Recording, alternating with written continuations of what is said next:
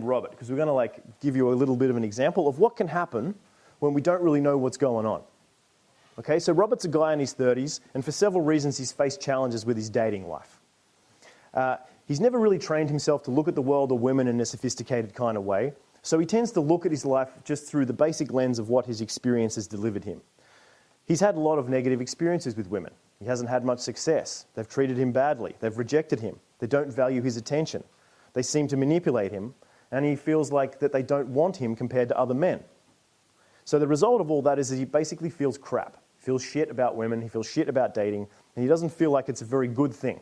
Therefore, the prospect of moving into a dating life with effectiveness has an undertone of untrustworthiness, of danger, and of a kind of a mystery that he doesn't really have control over.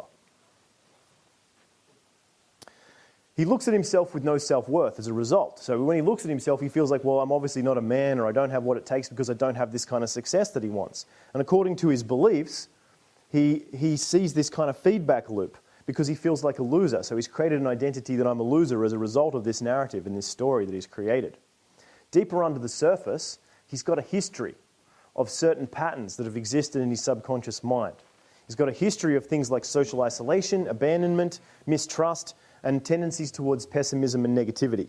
So these are kinds of parts of his psychology and the traits of his personality. And if you look at his history, it makes sense that this is the way that he would feel about himself and the way he would look at women in the world, because when he was a child, he got treated badly. His dad wasn't around very much. His mum was neurotic and crazy, and when his dad was around, then he was subject to negative attention. You know, verbal abuse, physical abuse. He felt hopeless, he felt helpless. He's just a little dude who was trying to work things out and he didn't have any control over his reality. Now, he's grown up and those things are in the past, and, you know, for all intents and purposes, it doesn't matter to him anymore. But it does matter because it's still there. It's still under the surface. It's still fucking with him. And underneath this surface of his conscious self and how he's operating and what he's trying to create in the world is a sense of lack of connection. He has a need for it, but he can't create it. He wants to be loved. He wants to have great experiences. He wants to feel good with women. But at the same time, he feels like his needs are not being met. So therefore, he starts to create fantasies. He creates fantasies like, oh, she's hot. I wonder, you know, I'd do this to her and that would be whatever. And he's got all these things going on inside his head, but he never acts on them. So he's living in this kind of false reality of what he wishes would happen to compensate for his lack of connection that he has inside himself. And at the same time, his ability to be able to make connections with women is something that terrifies him. It's something that is very, very close to a terrifying unknown. So it brings up anxiety, it brings up fear, it brings up a sense that he's not going to be able to take action. So what he also does is he looks at women and has these fantasies, and then pretty soon after has rejection fantasies. She's going to reject me. Oh, I don't know what to say. She'd fucking laugh in my face. All this kind of stuff. So then he plays out the negative side of the fantasy, that he puts himself under the pressure that he's going to be a victim because his internal representations are not aligned to his action. So in that sense, he feels like he's not a worthy man for her. He puts himself at the odds or against the possibility that maybe she would like him. And in all this feeling of powerlessness, he gets a weird kind of validation. He gets a little drug addict in him. He's like, yeah, fucking powerless, I'm weak, I fucking hate myself, I'm a loser. And it's something that his nervous system, his neurology is used to. You know why? Because he's been doing it his whole life. And he doesn't know any better. It's part of the buffet of his emotions that he feeds himself on a regular basis. So he unconsciously feeds these mental ideas to himself to feed his self-image, to keep his narrative alive. He has to feed the beast of his own subconscious self. And when he looks to his future from this kind of place, he doesn't see a very good future. He sees limitations. He sees frustrations. He sees mediocre results. He sees failure. He sees feedback loops that are not really moving him towards evolution and possibility. So all of this basically leaves him with just a deep sense of dread and a feeling of overall rejection and humiliation.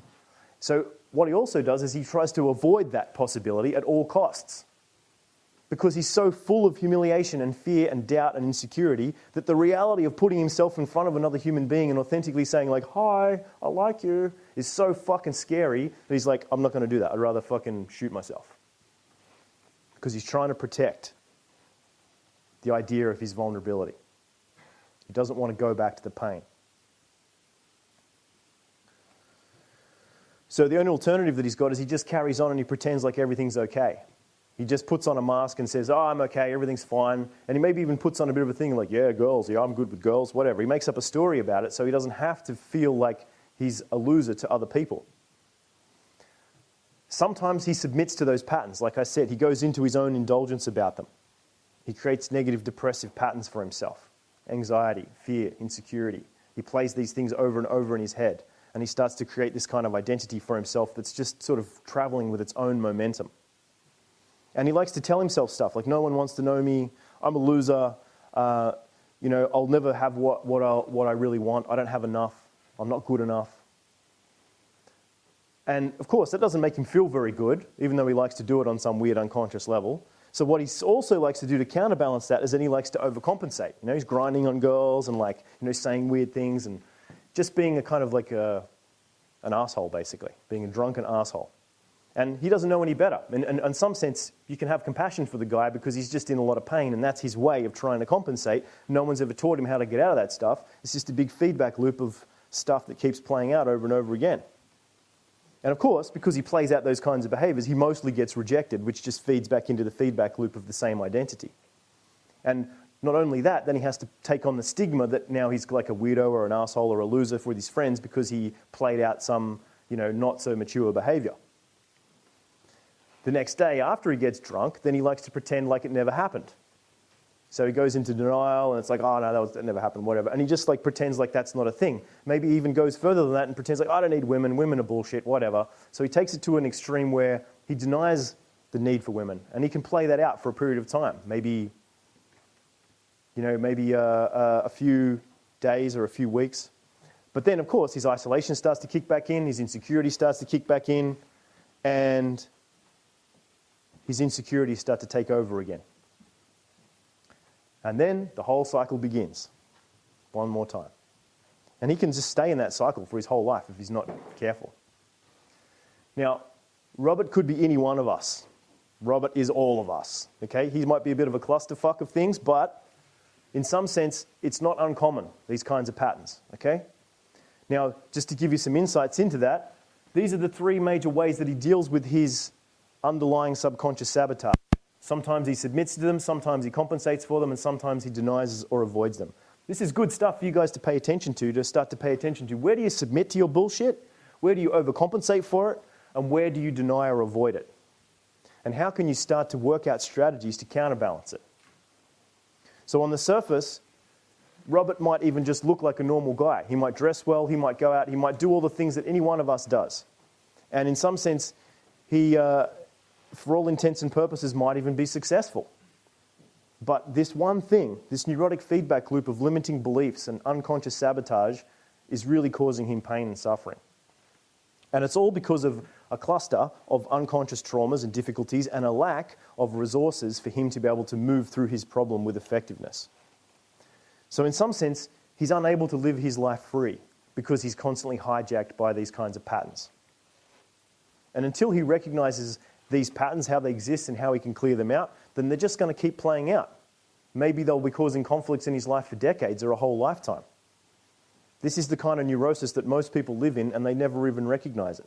This kind of information that I'm showing to you guys comes out of pretty advanced therapy that's only really been around for maybe the last 2 decades if you're lucky, and stuff's really starting to catch up now. So we live in very juicy times in the fact that a lot of knowledge is starting to come to the surface, as if therapists are doing their own version of MMA these days. It's starting to get into this crystallized, juicy, high-performance sort of change technology that can change you in ways that was previously impossible. And the tricky thing about these kinds of patterns that I'm talking about is if you don't directly start to face them and deal with them, they will disguise themselves. They're like these very tricky chameleon predators that live inside you because they are you. And they're they have the skill of being able to convince you to not look at them. And when you catch a glimpse of them, you get tired or you get distracted or they go and they disappear and you're like, oh, I thought I seen something there for a second. So this is a bit of an art. This is about becoming a bit of a warrior too.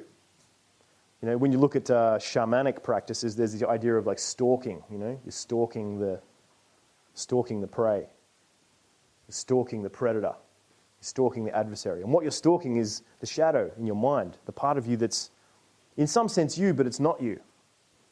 It's an adversarial program that's come into manifestation as a result of adverse conditions. And unless you seek to upgrade it and to solve it, it will possess you. This is self-conscious hijacking. So basically the trap that this guy's in is he's going to hide within himself for who knows how long. He's going to hide behind these masks, these constructs, these behaviours for who knows how long. And he could live his whole life actually living out a lie and never realising that his personality was just a shell of reactions. Just a shell of reactions to shitty things that happened to him when he was young and he didn't know what to do about them. So the fact that you guys are here doing this stuff shows that you're not like him. And that's a good thing, in the sense that you're at least aware enough to come to a course or a presentation or a place like this to surround yourself with open-minded people, to expose yourself to new thoughts, to start to try and reprogram yourself, to start to step into new power so that you can really become what's possible for you.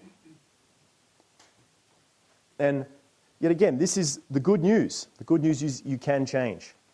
You can change your thoughts, you can change your feelings, you can change the way you operate, and in doing that, you can start to change your whole reality.